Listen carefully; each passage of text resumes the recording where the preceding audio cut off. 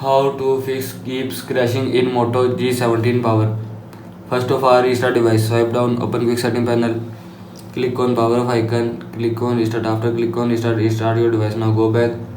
After that, update apps. Open Play Store. Now in Play Store, click on your profile icon. Scroll down. Click on manage apps and device. Click on updates available. And now here you will see update app. Select app that you want to update. After selecting app, click on update. After click on update, selected app will be updated from your phone. And if you want to update all app, then click on update all. After click on update all app will be updated from your phone. Now go back.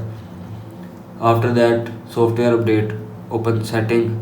Now in settings, scroll down. Click on system updates. Click on check for updates and click on update. After click on update, your phone software will be updated from your phone. Now go back. After that, reset all setting. Open setting. Scroll down. Click on system.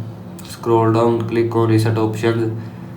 Scroll down. Click on reset device setting. Again click on reset device setting. All setting will be reset from your phone.